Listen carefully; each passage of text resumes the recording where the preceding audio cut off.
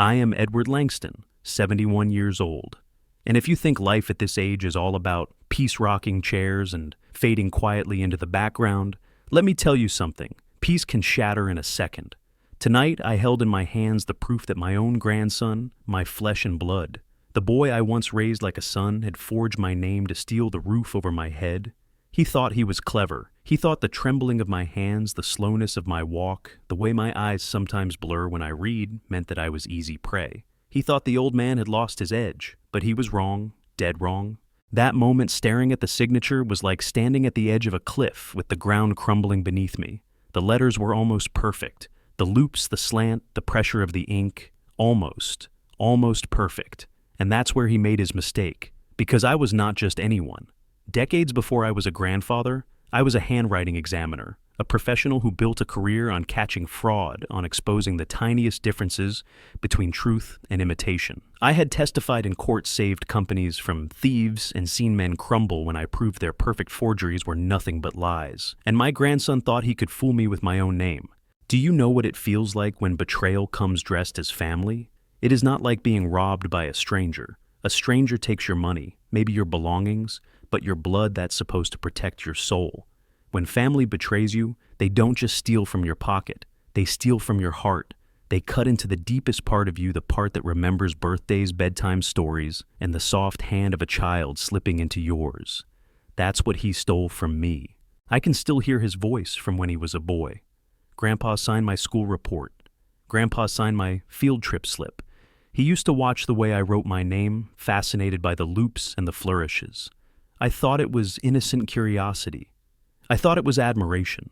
Never once did I imagine that those curious eyes were memorizing, practicing, planning. And now, decades later, that memory returned to me like a knife twisting in my chest. Had he been planning this all along, or did greed only grow when he became a man? I remember gripping the paper so tightly my knuckles turned white. My breathing slowed and the room seemed to spin. There it was, Edward Langston in bold, flowing ink on a contract transferring ownership of my house. My house. The place where I buried my wife's ashes in the garden. The place where my children played, the place I built, with 40 years of sweat and sacrifice. And in one forged line of ink, my grandson had declared it no longer mine. You think old age makes you weak. That's what they say, isn't it? That the elderly should be pitied, sheltered, managed. But that night as I stared at that fraudulent signature, something inside me woke up. Something I thought had been buried with my youth. It was not weakness that filled me. It was fire, rage, a determination so sharp it cut through the fog of despair. He wanted to treat me like a helpless old man. He had no idea that 71 years gives you more than wrinkles. It gives you the ability to wait, to watch, to strike when the time is right. I will tell you something, and I want you to remember it. Age is not the enemy. Age is the weapon. My grandson thought his youth, his arrogance, his smooth lies gave him power. He doesn't know yet that I carry scars, skills, and secrets he will never understand. He tried to play a game he was never meant to win. And now I am going to show him that a man may bend with time, but he does not break. But before I tell you how I fought back, I want you to step into that moment with me. Imagine holding a paper that screams betrayal. Imagine realizing that the boy you once cradled has been quietly plotting your downfall. Imagine the blood in your veins running cold, then hot, then cold again, until you cannot tell whether you are shaking from rage or heartbreak. And then imagine the cruel irony he forged my name, my very identity, believing I would never notice. Do you know what that feels like? To see your own name turned into a weapon against you. I sat at the table with that contract spread out before me, the lamplight glowing faintly on the ink. My hand reached up to touch the scar near my temple, a scar I got 50 years ago in a courtroom brawl where a desperate man tried to silence me after I exposed his fraud. That scar burned as if it was warning me. History was repeating itself, but this time the enemy wasn't a stranger. It was blood of my blood, my own grandson. And I asked myself, what is family if it is capable of this? What is blood if loyalty is gone? What is love if it can be forged like ink on paper, copied and falsified, until the truth no longer matters? That night I knew the answer. Family is not the people who share your name. Family is the people who protect your name, who would rather break themselves than break you. My grandson had crossed a line, and he didn't even know it yet. So, listen closely. This is not just my story. This is a warning. If betrayal can come to me, a man who gave everything for his family, it can come to you. If the boy I raised as my own blood could forge my name, so could yours. Betrayal does not announce itself. It hides behind smiles, behind polite questions, behind the illusion of love. And when it strikes, it leaves scars that never fade. Now, I will ask you something, not as a grandfather, but as a man who has lived long enough to know the truth. If your own blood stole from you, if your own grandson forged your signature to strip you of your dignity, would you forgive him, or would you fight back, no matter the cost? Tell me in the comments right yes if you believe dignity is worth fighting for, even against family, because this fight I'm about to tell you is not just mine. It belongs to every person who has ever been betrayed by the people they trusted most. And if you think you know where this story is going, you don't. Because what my grandson didn't know is that I had one trick, one skill, one secret detail in my signature that no forger could ever replicate. And when the time came, that secret would not just protect me, it would destroy him. Before I tell you how I fought back, you need to know how deep the wound goes. Because betrayal doesn't strike hardest when it comes from enemies. It destroys you when it comes from the ones you've poured your soul into, the ones you believed would carry your name with pride. To understand what my grandson did, you must understand who he once was to me. His name is Daniel, my daughter's only child. The first time I saw him, he was wrapped in a white blanket, his little fist opening and closing, as if he was already grasping for life. I was 60 then, already a widower. My wife Margaret had passed 3 years earlier, leaving me with a house full of silence. When Daniel was born, it was like the silence broke. His cry filled my world with something I thought I had lost forever: purpose. I still remember the way I held him that day. My daughter was exhausted, the doctors bustling around her, but when they placed him in my arms, I felt like the earth itself shifted. I whispered to him, "You will never be alone. As long as I live, you will have me." And I meant every word. I became more than a grandfather. I was his second father. While my daughter worked long hours and her husband drifted in and out of responsibility, I was there. I walked Daniel to school. I tied his shoelaces. I taught him how to ride a bicycle on the street in front of my house. I was the one cheering from the stands at his soccer games, my voice hoarse, my heart swelling with pride every time he waved at me. When he was little, he used to crawl onto my lap and watch me write. He was fascinated by pens, by the way my signature flowed like a river across the page. "It looks like a secret code," he once said, his eyes wide. I laughed and told him, "It is Danny. It's a code only I know." He giggled, and I never thought those words would come back to haunt me decades later. I gave him everything I could. On his birthdays, when money was tight, I would repair old toys and paint them new just to see his smile. When he wanted to join a summer camp, I pawned my old watch to pay the fee. When he turned 16 and dreamed of having a car, I gave him mine and went back to taking the bus. Every sacrifice felt small compared to the joy of seeing him grow. Even when he stumbled, I was there to catch him. I remember the day he came home from high school with bruises on his face. He had been in a fight. He was ashamed, thought I would scold him. Instead, I sat him down, cleaned his cuts, and told him that real strength wasn't about throwing punches. It was about standing for what was right. He nodded, eyes wet, and said, "I want to be like you, Grandpa." Those words pierced me like light. I believed him.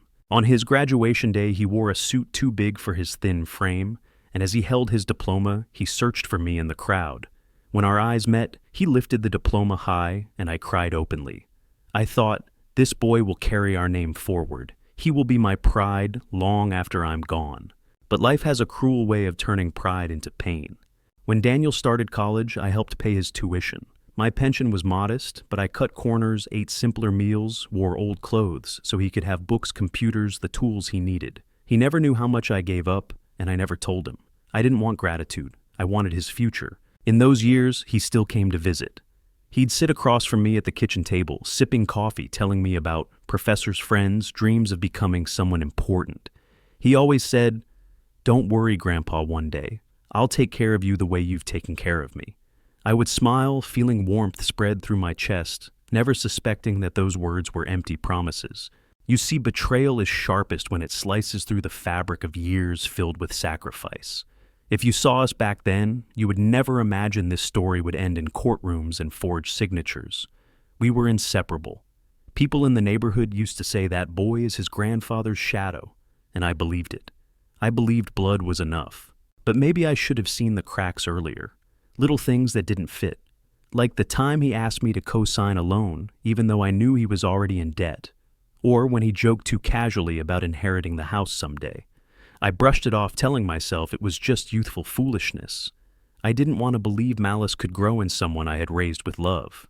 Looking back now, those were the red flags waving quietly while I was too blinded by affection to notice.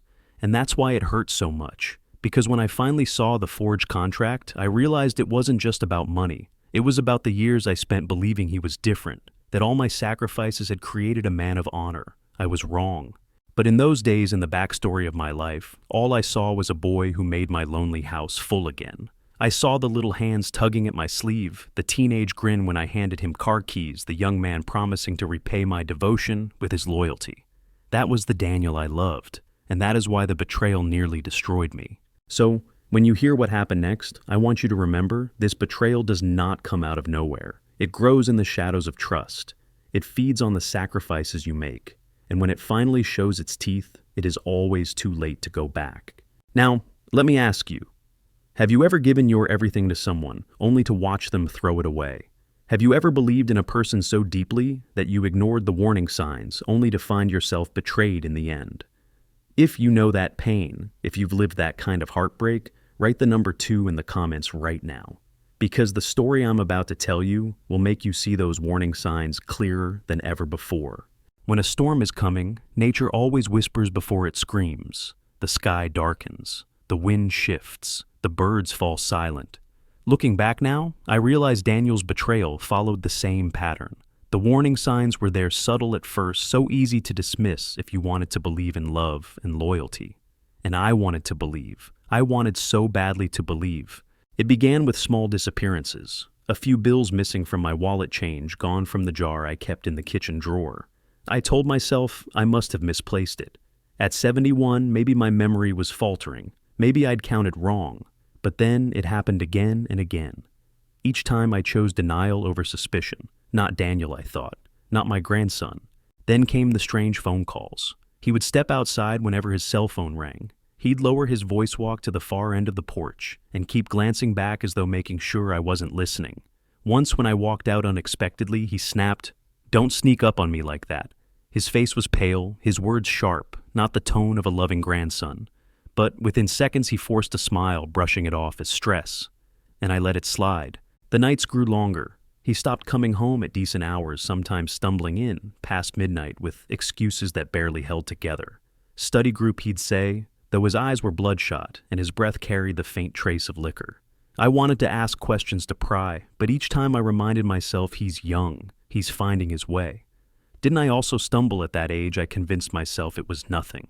Then came the requests. At first they seemed harmless. A little money to cover books, help with rent, support for a car repair. I gave freely because giving had become my second nature with him. But the amounts grew larger. Tuition turned into debts. Debts turned into vague investments. One day he looked me straight in the eye and asked me to co-sign a loan for him. My gut twisted. I said no. His face hardened for the first time, and I saw something in his eyes I had never seen before. Resentment. That look haunted me. It wasn't the look of a grandson disappointed in his grandfather. It was the look of a man who believed he was entitled to more than I was willing to give. A shadow passed between us that day, though. I tried to sweep it away with affection. I told myself he was stressed, just lost, just confused. But deep down, a seed of doubt had been planted in me. Soon after, I started noticing whispers when I wasn't supposed to hear. I'd pass by his room late at night and catch words like papers, signatures, deadline. Once his door was slightly ajar, and I heard him say, "He'll never know. He's too old now." My stomach dropped, but I froze. I didn't confront him. Instead, I walked back to my room, lay in bed, and stared at the ceiling for hours, praying I had misheard. I wanted to believe I was imagining things. I told myself paranoia was a cruel companion of old age. But then one afternoon, while cleaning the living room, I found a practice sheet on the coffee table. A piece of paper filled with one name, written over and over again in shaky strokes. Edward Langston. My name. My signature. My heart stopped. I sat there staring at the page as if the ink itself was bleeding into my soul. It was undeniable. He had been practicing my signature. The loops were wrong, the angles off, but the intent was clear. This was no child copying for fun. This was preparation. This was forgery in the making. When he returned home, I confronted him gently. "Daniel," I asked, holding up the paper, "what is this?" For a moment his face went blank, like a mask slipping before it could be replaced. Then he laughed. "Grandpa, you're overthinking. I was just doodling. Practicing calligraphy. For fun."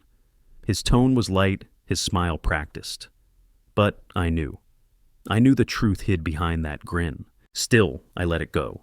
Can you believe that, even then staring betrayal in the face, I chose love over confrontation? I told myself, he's my grandson. He wouldn't cross that line. But love makes fools of us all. The red flags didn't stop there. Documents went missing from my desk. Bank statements, property tax papers. He always had an excuse. I must have picked them up with the mail. Maybe you misplaced them. Once I caught him rummaging through the drawer where I kept important files. He jumped back when he saw me, his words stumbling. "Looking for stamps," he said. And again, I looked away. But the heaviest blow came one Sunday evening.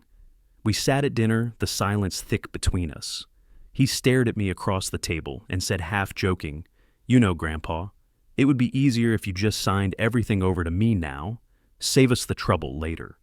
He chuckled as though it was a joke, but his eyes didn't laugh. They were sharp, calculating, waiting for my reaction. I forced a weak smile, but inside, I felt the walls closing in. That night as I lay awake, I couldn't silence the whispers in my mind. The missing money, the late-night calls, the resentment in his eyes, the practice sheets with my name, the missing papers, the cruel joke at the dinner table. Alone, each sign was small. Together they painted a picture too dark to ignore. My grandson was preparing something dangerous. And I was walking blind into a trap. But still, I clung to hope. Still, I told myself love would be enough to save him. Still, I whispered, he's just lost. He'll find his way back. I didn't know then that he was already too far gone. Now, I will ask you the one. Listening to my confession, have you ever ignored the red flags because you loved someone too much to see the truth? Have you ever silenced your doubts only to realize later that those doubts were the only thing standing between you and disaster? If you have, then, you know my pain. And if you've been there, I want you to write the number 3 in the comments, because the moment you ignore the red flags, the betrayal has already begun. I remember the night it all cracked open. It was late, the kind of silence that only happens in an old house when the world outside is asleep. I couldn't rest my mind, still buzzing with the red flags I had been ignoring for months. So I went to my study, hoping that sorting through papers might bring me peace. Instead, it brought me the truth. There, tucked beneath a pile of envelopes that I knew I had never touched, was a document. Not just any document, a contract. At first glance, it looked like one of my old mortgage papers, but as I scanned the lines, my blood ran cold. It was a transfer of ownership, my house, my land, my signature already there at the bottom in black ink. I froze. My hand trembled as I traced the signature with my finger. It was my name, Edward Langston, but not in my hand. The strokes were too stiff, the curves unnatural, the flow broken. It was a copy, an imitation almost perfect, but not quite. To anyone else it would have looked authentic, but not to me. You see, here is what Daniel never knew. Before I was a husband, before I was a father, before I became the gray-haired old man who planted roses in the backyard and read the newspaper every morning, I had another life. For 35 years, I worked as a forensic handwriting analyst. My job was to expose liars. I could see through ink the way others see through glass. A forged signature to me was as clear as daylight. That night, standing in my study with the fake contract in my hands, I felt a mix of devastation and a strange burning clarity. All the missing money, the whispered calls, the practice sheets, they weren't paranoia. They were proof. My grandson, the boy I had raised like my own son, had already crossed the line. He wasn't planning anymore. He had acted. He had forged my name to steal everything I had spent a lifetime building. The twist of fate was almost poetic. He thought I was a helpless old man, too blind, too trusting to notice. He thought his shaky strokes could trick me. He didn't know the one thing I had kept secret all these years, that I had spent a lifetime detecting the very crime he had just committed. I sat down holding the paper under the lamp, and my eyes blurred not from age, but from grief. How could he do this? How could the boy who once sat on my lap, asking me to read him bedtime stories, now sit in the shadows, plotting to erase me from my own home? I pressed my forehead against my palm, the document crumpled in my shaking fist. But then another thought came darker, sharper. If this was in my drawer, it meant he was ready. It meant the plan was close. He wasn't just playing games anymore. He was making his move. The next morning I watched him. He sat across from me at breakfast eating his toast, scrolling through his phone, pretending to be the same grandson as always. But I saw it now. The impatience in his eyes, the greed behind his smile, the calculation in his silence. He thought the contract was hidden. He thought the deception was perfect. He didn't know I had already seen through it all. For the first time in years, I said nothing. I didn't ask him where he was going, or why he stayed out late, or who was calling him. I simply observed. I had entered a new phase, and so had he. But the battlefield had shifted. I was no longer the blind old man. I was the hunter. That evening I made a decision that changed everything. I pulled out an old box from the attic, one I hadn't touched in years. Inside were the tools of my old life: magnifiers, reference sheets, old case notes, memories of a career that had once defined me. As I leafed through them, I felt something awaken in me, something that had been buried under years of quiet living. The analyst, the investigator, the man who once testified in court against criminals who thought they could outsmart the law. Daniel thought I was weak, but weakness is a mask, and I was about to show him the man beneath it. Over the next days, I started documenting everything. Every suspicious phone call, every missing document, every offhand remark he made about my future. I took photos, I made notes, I collected the evidence piece by piece. For the first time, I wasn't ignoring the red flags. I was building a case. And then came the moment that sealed it. One afternoon while he was out, I found another set of papers hidden under his mattress. This time, it wasn't just my forged signature. It was a full medical report. According to the file, I suffered from advanced dementia, severe memory loss, and an inability to manage my own affairs. I stared at the words until they blurred. Dementia, memory loss, unfit to handle my own life, and all of it stamped, signed, and ready, except the signature of the doctor was just as false as mine. Another forgery, another lie. I dropped the papers and staggered back, gripping the wall to steady myself. It wasn't just about my house anymore. It wasn't just about money. He was planning to erase me not just legally, but mentally. To the world, I would become a sick, senile old man who needed to be locked away, stripped of dignity, stripped of voice, stripped of identity. And he would hold the keys. That was the moment I realized the betrayal was deeper than theft. This wasn't just about greed. This was about power. My grandson wanted to erase me while I was still alive. And here, dear listener, is where the story turns. Because what Daniel didn't know was that he had just handed me the perfect weapon. In his arrogance, he left his lies where I could find them. He thought he was the spider weaving a web, but I had already spotted the thread. He didn't realize that every forgery, every false line of ink was a rope tightening around his own neck. So I ask you now, have you ever discovered a secret so shocking, so undeniable, that it made your whole world shift in a single instant? That was my moment. That was the night I stopped being a victim and started being something else, something far more dangerous. If you've ever had that moment when truth cut through the lies, like a blade, leave the number 4 in the comments. Because that's where my story truly began, with the twist Daniel never saw coming. You never really know how much tension a house can hold until it becomes a battlefield, without guns, a prison without bars. After I found the forged contract and the fake medical report, every corner of my home felt poisoned. I could still hear the echoes of Daniel's laughter, the footsteps I had once welcomed, but now each sound was a signal, each silence a warning. My house was no longer a place of rest.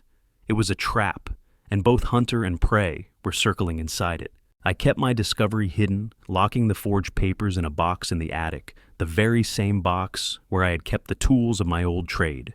For days I moved like a ghost in my own home, quiet, calculating. Daniel believed he still had the upper hand, but in truth, I was watching him with new eyes.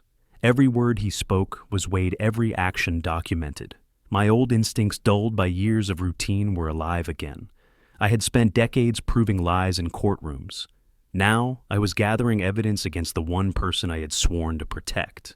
The escalation began with his impatience. One evening at dinner, he leaned back in his chair and said casually, "Grandpa, don't you think it's time you started thinking about the future? About what happens after?" His tone was light, but his eyes were sharp, measuring my reaction.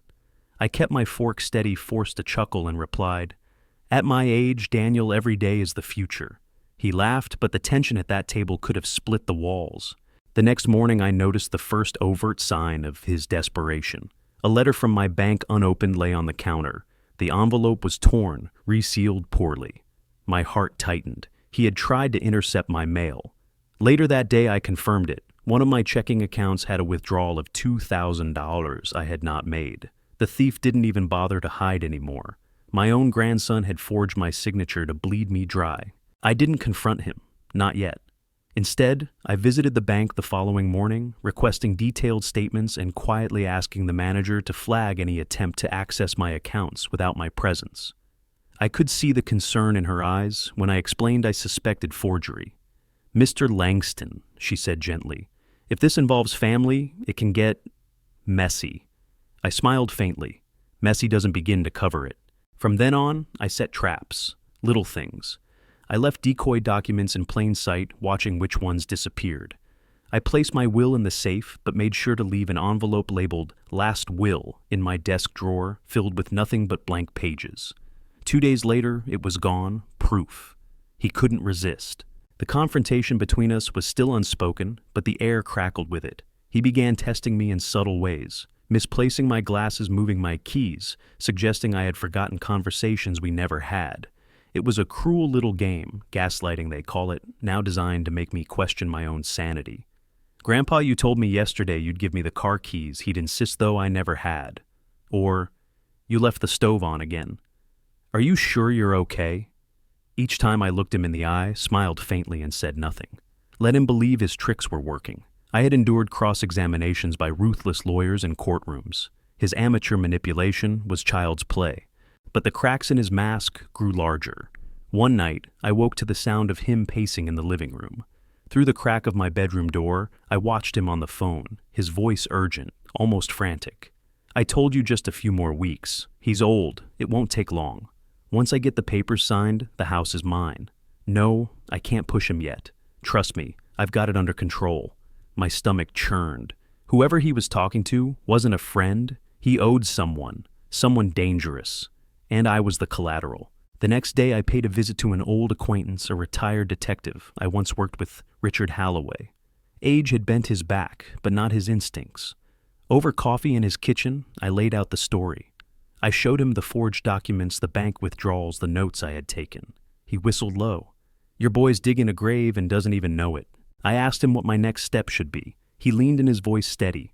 "Edward, you've got him dead to rights already. But if you want this airtight, keep letting him play his game. Record everything, every word. Don't just expose him, let him bury himself." So I did. I set up voice recorders, in the living room, the kitchen, even the porch. I kept one in my pocket at all times. Within days, I had hours of him talking about money, about doctors, about needing me out of the way. His arrogance grew because he believed I was slipping. But each slip of his tongue was another nail in the coffin he was building for himself. Meanwhile, he grew bolder. He tried introducing me to a doctor one afternoon, a man in his 40s with a polished smile and too many questions. "Grandpa, this is Dr. Myers. He just wants to check on you. Make sure you're doing okay." The man asked if I ever felt confused, if I ever forgot where I was, if I trusted my grandson with my affairs. I played along, answering politely, feigning mild forgetfulness when it seemed believable. The moment they left, I called Halloway, who confirmed my suspicion the so-called doctor wasn't licensed anywhere in the state. Another fraud, another step in Daniel's plan. The tension between us reached its peak one stormy night. Rain pounded the windows as he confronted me outright. "Grandpa," he said, his voice sharp, "you need to face reality. You're old. You can't handle things anymore. It's time you let me take care of it all." His eyes gleamed not with concern, but with hunger. I looked him straight in the eye and replied calm as stone. "Be careful, Daniel. Sometimes when you grab too hard for something, it slips right through your fingers." He flinched just slightly, but it was enough. He knew then that I was not as blind as he believed. From that night on, the house became a war zone.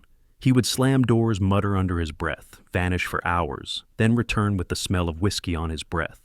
I stayed quiet, patient each day, adding to my arsenal of evidence.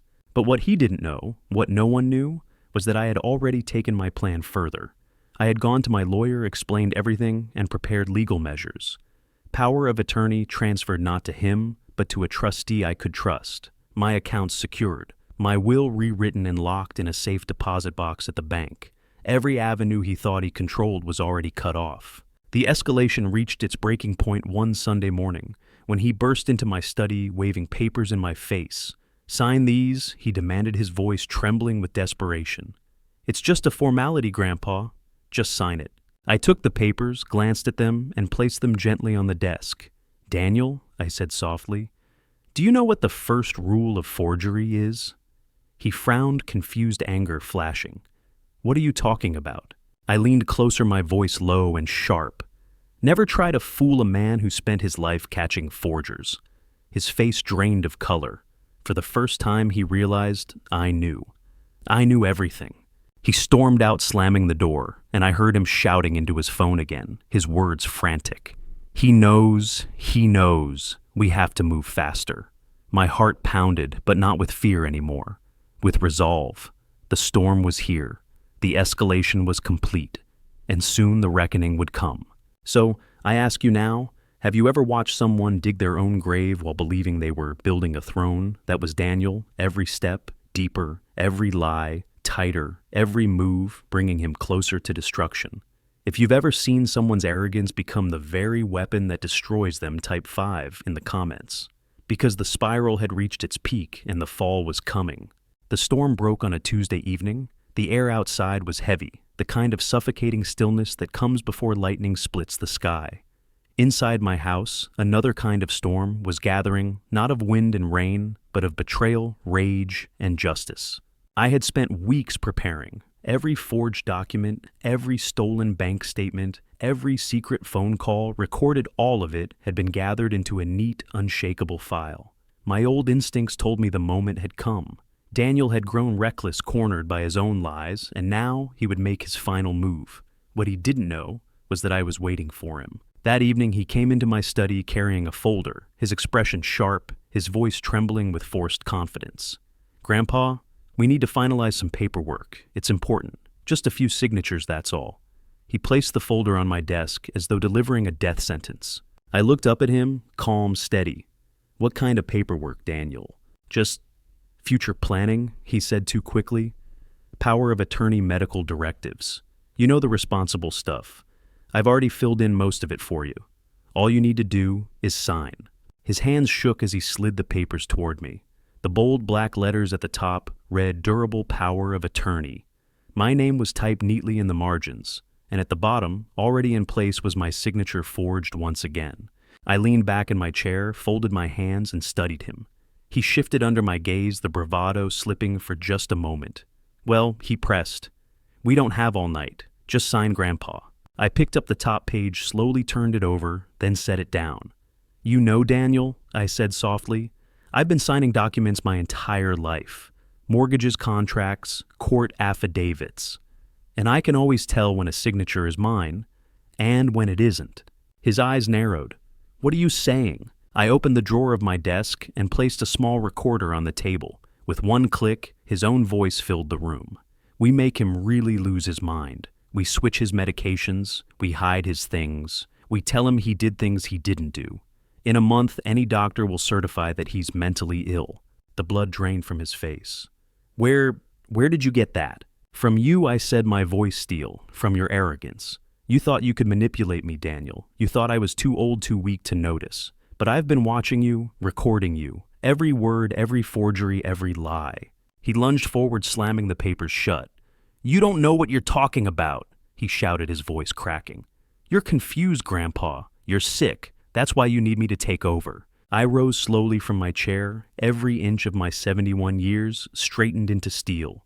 "Sick, no, Daniel. I am not the sick one here. You are. Sick with greed, sick with entitlement, sick with betrayal." He laughed, high-pitched, desperate. "You think anyone will believe you? You're just an old man. I'll tell them you're confused, paranoid, unstable. Who do you think they'll trust, me or a lonely old man with no one left?" I opened the second drawer of my desk and pulled out the file I had built. Bank statements with unauthorized withdrawals, copies of forged signatures, the fake medical report, photographs of his practice sheets. I slammed the folder down on the desk so hard the lamp rattled. They'll believe the evidence, Daniel, and I have enough here to bury you." His bravado shattered. His eyes darted from the folder to the recorder to me. You wouldn't," he whispered. I stepped closer, my voice low, dangerous. "I would, and I will. Because you crossed the one line I cannot forgive. You didn't just try to steal my money, my house, my name. You tried to steal my dignity. You tried to erase me before I was even gone. For that, Daniel, you will pay." For a moment, silence pressed in. Then he snapped. "You don't understand," he screamed, shoving the papers off the desk. "I had no choice. I owe money. I'm in too deep." His face twisted with desperation. "They'll come after me if I don't pay. I needed this. I needed you to give it up." Finally, the truth spilled out: the gambling, the debts, the dangerous men he owed. His betrayal hadn't been born of need. It had been born of greed, of reckless choices he thought I could pay for. And now he was cornered, a rat gnawing at the trap. I let him shout, let him rant until his words turned into sobs.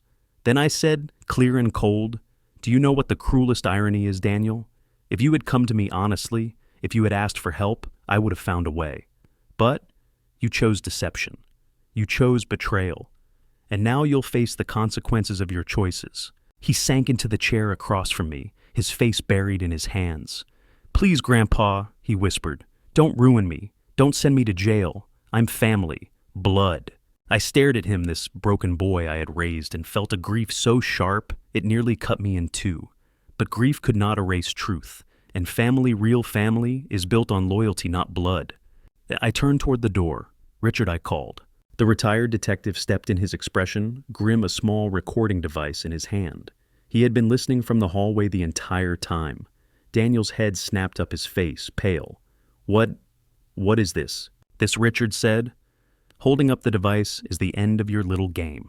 Daniel bolted from the chair, his face contorted in rage. "You set me up!" he roared. You planned this." I looked at him with steady eyes. "No, Daniel, you set yourself up. All I did was give you the rope. You chose to hang yourself with it." The shouting turned into chaos. He tried to grab the folder, but Richard was faster, pinning him against the desk. Papers scattered across the floor, the fake contract, the forged medical report, the bank statements. Every piece of his betrayal lay exposed in the open, no longer hidden in shadows. And then, for the first time in months, I felt the crushing weight on my chest lift. The truth was out. The mask was gone. The confrontation I had dreaded had finally erupted, and I was still standing. I leaned down close enough for him to hear my voice over his own rage. "You thought I was old, Daniel? You thought I was weak. But you forgot one thing: old lions may move slower, but their claws are just as sharp. And tonight, you felt them." The room fell silent except for the sound of his ragged breathing. He sagged against the chair, beaten not by force, but by the truth. "So, I ask you, the one listening to me, now have you ever had a moment when all the lies crumbled, when the mask fell, when the truth exploded into the light and there was no going back? That was my moment. That was the night I confronted my betrayer face to face and watched his world collapse. If you've ever reached that breaking point, if you've ever stared betrayal in the eyes and refused to blink, type the number 6 in the comments. Because that was the climax of my story. The storm, I survived the night. Dignity roared louder than deceit. When the shouting died down, when the forged papers lay scattered across the floor like ashes of a burned bridge, there was no going back. Daniel sat slumped in the chair, his eyes red, his hands trembling. For the first time in his life, I saw him not as my grandson, not as the boy I once carried on my shoulders, but as the man he had chosen to become: a liar, a thief, a betrayer of blood. Richard gathered the documents calmly, his trained hands steady, his eyes never leaving Daniel. "It's over," he said flatly. "You've got nothing left to hide." Daniel tried one last plea. "Please, Grandpa, don't let him take me. Don't let this get out. I can fix it. I can change. I'll pay it all back. Just don't ruin me." I wanted to believe him. God, I wanted to believe him. Somewhere in those desperate eyes, I searched for the boy I had loved, the boy who once held my hand at soccer games, who once promised to take care of me when I was old. But all I saw was a man broken not by circumstance, but by his own choices. I spoke slowly, each word heavy with the weight of years. "Daniel, you ruined yourself. I gave you everything: love, sacrifice, loyalty. And you took that gift and turned it into a weapon. You thought you could erase me, but tonight you erased yourself. He lowered his head, his shoulders shaking. Richard placed the recorder in my hand. We have more than enough to press charges: forgery, fraud, financial theft. It won't be hard to make the case. I nodded. My heart ached, but my resolve was iron. Do it, I said. He has to learn. The world has to see. Daniel looked up at me, horror in his eyes. You'd send me to prison? Your own grandson. I leaned forward, my voice low, steady.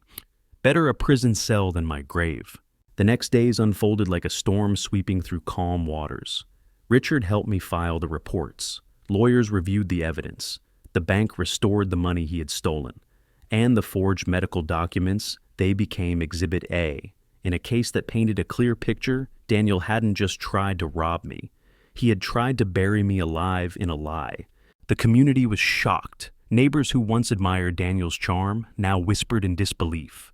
My daughter, his mother, wept when she saw the truth. She had defended him for years, blind to his dissent, but the evidence was undeniable. Even she could not deny the reality her son had betrayed his own blood. When the day of reckoning came, I stood in the courthouse, my cane steady in my hand, my head held high. Daniel sat at the defense table. His suit wrinkled, his face pale. He would not look at me. But I looked at him, not with hate, but with a kind of mournful clarity. The prosecutor laid out the case, presenting document after document, recording after recording. Each piece of evidence was like a nail hammered into a coffin. And when the forged contract was held up, the judge leaned forward, studying the signature. Mr. Langston, the judge asked, "How did you know this was not your own?" I rose slowly, my voice carrying through the courtroom. "Because, Your Honor, I spent 35 years of my life examining handwriting. I know every curve, every slant, every hesitation of my own signature. And this," I pointed at the forgery, "this is a lie written in ink." A murmur swept through the room. Daniel's head sank lower. The verdict came swiftly. Guilty on multiple counts of fraud and forgery. His sentence, years behind bars, restitution for the money stolen, and a record that would follow him forever. As the gavel struck, I felt a wave of emotions crash over me: sorrow, anger, relief. But above all, I felt something I thought had been lost forever: dignity. They had tried to strip it from me, to make me small, weak, voiceless. But in the end, I stood taller than ever. Walking out of that courtroom, I felt the weight of the years differently, not as a burden, but as armor. Age had not made me weak. It had made me stronger, sharper, more resilient. My grandson's betrayal had nearly destroyed me, but it had also reminded me of who I truly was. At home that evening, I sat in the quiet of my study, the lamp casting a warm glow on the walls. I opened the old box one last time, the box that held my tools, my magnifiers, the fragments of a career long past. I smiled faintly. Those tools had saved me. My skill had protected me. But more than that, my refusal to bow, my unwillingness to surrender, had carried me through. I thought of Margaret, my late wife. I imagined her voice whispering, "You did it, Edward. You kept your dignity." And for the first time in months, I allowed myself to breathe freely. Daniel's fate was sealed, but mine was not. I was not the broken old man he tried to make me. I was still here, still standing, still Edward Langston. And now I turn to you, the one who has walked through this storm with me. You've heard my confession, my pain, my fight. And I must ask, what would you do if someone you loved betrayed you so deeply? Would you forgive them? Or would you fight to reclaim your dignity, no matter the cost? If you believe that dignity is worth more than blind loyalty, write the number 7 in the comments right now. If you believe that age does not mean weakness, but wisdom, type yes. Let your voice be part of mine, because this fight is not just mine. It belongs to anyone who has ever been underestimated, betrayed, or erased. I survived because I refused to surrender, and so can you.